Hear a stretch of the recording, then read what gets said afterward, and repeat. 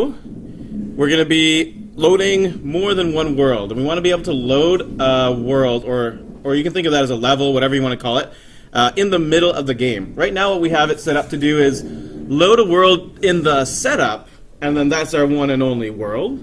But that's probably not going to be, well, it's definitely not going to be sufficient if you want to get the criteria for having a multi-level game. So the way we're going to do it is you're going to have some kind of terrain element. It can just be an F box. It doesn't have to be anything fancy. You don't have to make a new class for this. But it's going to represent a gate or a door that goes to the next level. And we're going to either use context started. I'll demonstrate this using context started. Or you could do a collision like within the player class using get context.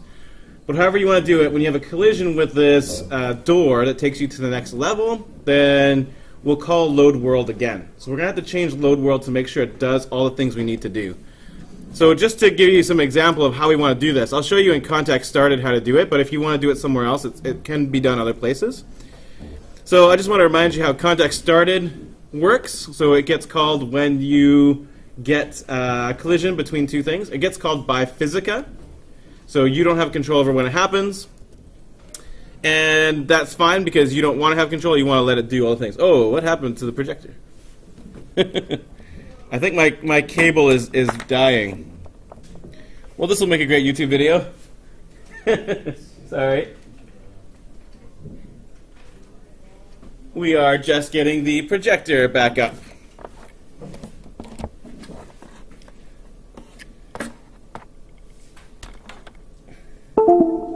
And we're back. Okay. The angle of the cord is relevant to how well this works. So that tells me that this cord is probably dead.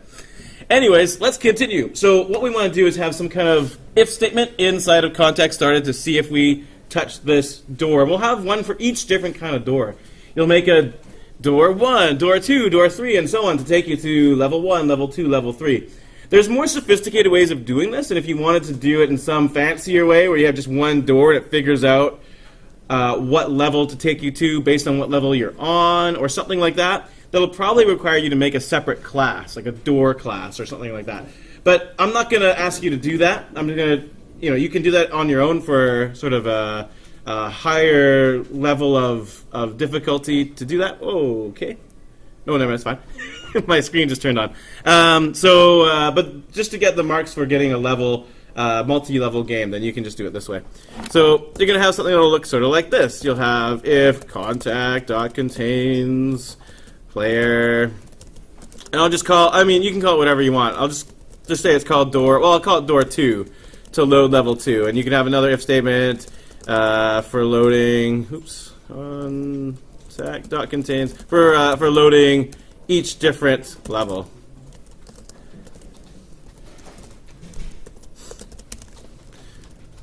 Right, so this assumes that you've made an F box with the name set to door 2 and to door 3, which assumes that you've drawn that in your map and you have a distinct color for each type of door. So door 2s will be maybe yellow, and door 3s will be pink, and door 4s will be rouge. I don't know, some other color.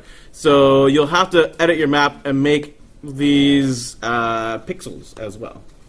So what we're going to do is when that collision happens, it would be really nice if we could just say load world and then give it the name of whatever the level 2 map is, like map2.png, and load world map3.png, and so on. This would be the setup we'd like to create.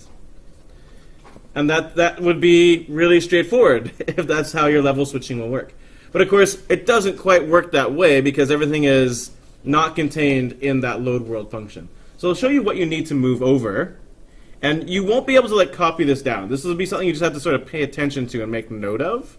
Because where it is in your code may be different than my code. So just kind of be aware of all the things that we're going to need to move over. And I don't know, I'm not sure exactly. Some of you might not need to do as much because you maybe have already done some of these things. So that's the game plan. We'd like to set that up so that load world will just immediately change where you are. So if we look at load world right now, my load world function does not take a parameter. So that's something we're going to have to add in. So we want to take in the name of the file to load the world from. So in order to do that, this is the space here to make a parameter. So if you want to be able to send it the name of the file, you'll have to have a string like map name or something like that. Strings, of course, are like words or sentences or phrases or file names, any kind of sequence of letters and numbers and punctuation marks, any kind of character. So that's what we call a file name, would be a string. And we're going to have to do a bunch of different things inside of load world before we can go on. So I'll just make a list of the things that we have to do. So we have to make the world inside of load world. Some of you aren't doing that right now. I bet some of you have this code here. Current world equals new world, or whatever your name of your world is equals new world, blah. And that's in your setup. So you want to make this happen inside of the load world function so that it recreates the world. Once upon a time, I had the idea of putting an array of worlds, but I think this is a simpler way of doing it. But if you still want to do it that way, or you have already done it that way, then that's a fine thing to do. But whatever we're going to do, we're just going to be, my world is called current world. So you have to instantiate the world. That's the first thing you have to do here. We also have to I think I spelled instantiate wrong. Instantiate, there we go. Instantiate our array lists. So that's going to be your list of enemies and your list of terrain. So that code, for me, is not currently in this function. So I'll show you where that code is. For me, I'll just control search for terrain equals new. And here it is right here. This code here is what you're going to need. Sorry, actually just these two. So I'm going to cut them out of setup and bring them over to load world. So why do you need to do it here? So here's the story. If you load a world, you add all of your enemies to the enemies list, and you add all your Fbox terrain stuff to your terrain list. And if you load a world, you need to delete, destroy all the previous data that was in the list of enemies. Otherwise, you're just adding additional enemies and additional terrain on top of it. So guess what? Using the new keyword, if this list is already contains stuff, like if it already has a bunch of terrain elements in it, and enemies already has a bunch of enemies inside of it, then when you say new, it obliterates the previous list and creates a whole new list, empty list. So this code here not only instantiates the array list, but it destroys anything that was previously in there. Very, very useful. So now you don't have to delete all the things in it or anything like that. Next, notice that we're probably using some variable called map. I imagine that's what you guys are doing because that's what I did. And that's okay, but map, that's a p image, and that was determined inside of our setup. So we're going to have to get the correct file and load that. So that's a third thing we have to do. So we also have to load the correct map file. So we can still use the word map as our p-image variable. We just have to load it with the correct map, the correct image file. So the way that we do that is we're going to use our parameter, right? Remember we made this parameter up here, map name. So this is the map name we want to load. So if I go back to my setup, I'll show you that. Oh, look, it's right here. Map equals load image map1.png. So that's what I want, but it's not exactly what I want. I want to make it a little more general. So I'm going to paste that into here. This is what the code looks like to load it. Oops. But of course, I don't want to always load map1. What do I want to load? I want to load map name. And that way, I can send it the name from the contact started so that I can choose whatever it is I want to load. So instead of loading map1, I'm going to load map name. So how this works is because map name is a parameter, if I call from contact started if I call load world map 2 or load world map 3, then map name will be map 2 or map 3 or whatever it is that I send it. And then when I go to load the image, it'll load that particular file. Does that make sense, that chain of events? Yeah? No? Yeah? I see some people nodding their heads. Good. Thanks for your question, Eric. Good thing I'm recording a YouTube video, but I will do a summary on that for sure. So we'll take a look again from the beginning. So just tune in right now and try and just get all this stuff, and then when we do the summary, feel free to ask more questions. So after that, we don't really have a whole lot more to do. Our loading is gonna now go from the correct map file. So to test this out, you're gonna have to, of course, make more than one map. It'll do the same process as it would any time. And as long as you're loading to current, whatever this world is called, then it'll populate it with all this new stuff. We're still adding to the same world. We're still adding terrain. But of course, we've destroyed the previous world, so everything will be fresh and new, and we'll just start a whole new thing.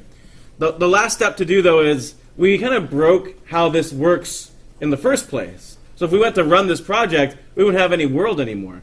So when we start our game in the setup, now we have to do something a little bit different.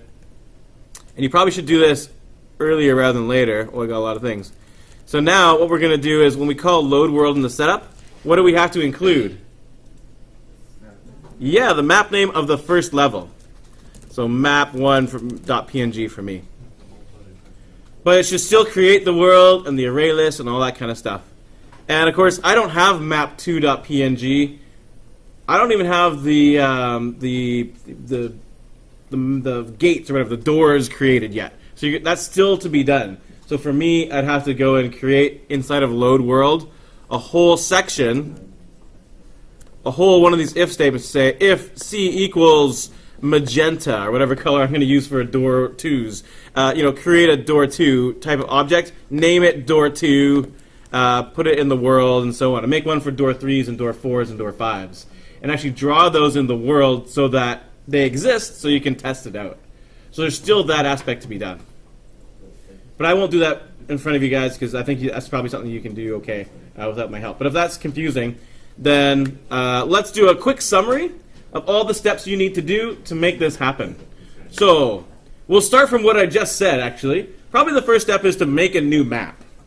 And to include in map 1 and map 2 a new color pixel that'll represent a door that'll take you from one map to the next.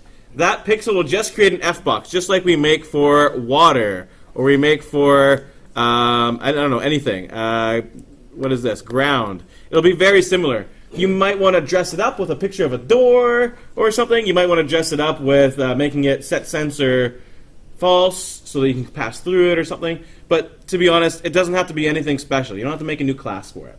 It's just an F box that you can touch. Make sure you name the name something that you'll remember.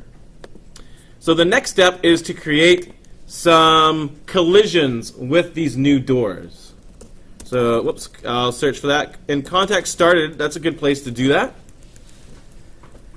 So here's me making these collisions. So I'm assuming I've made an F box with the name door2.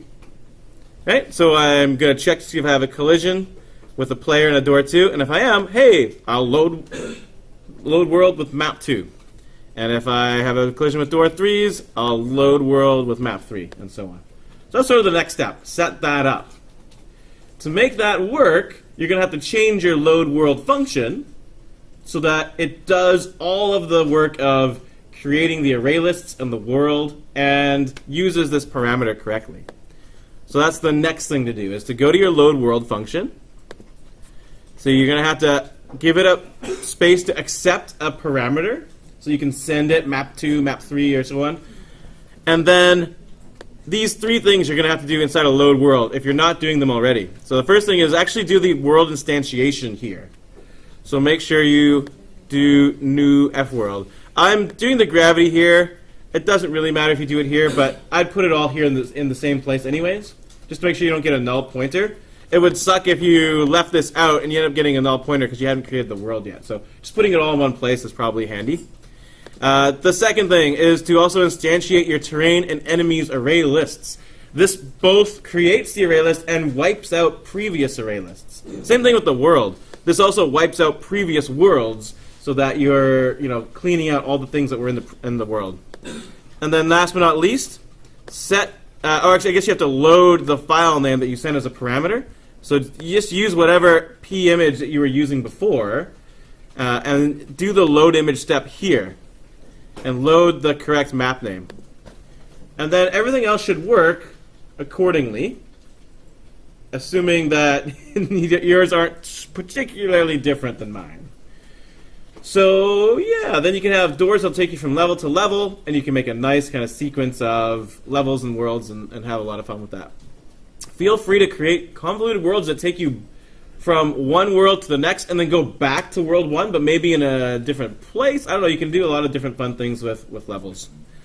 So is there any questions about how to do that? I mean, maybe there's a lot of questions, so I'll let you try it out. Probably the questions will arise when you try it.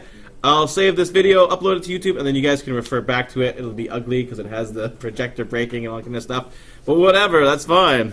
Hey, also, don't forget to subscribe to Ricky Rister's YouTube channel. I'll put that here right now. I actually tried, but I couldn't find it, Ricky. Can you tell it to me again? Oh, I put W in Rister. Okay, got it.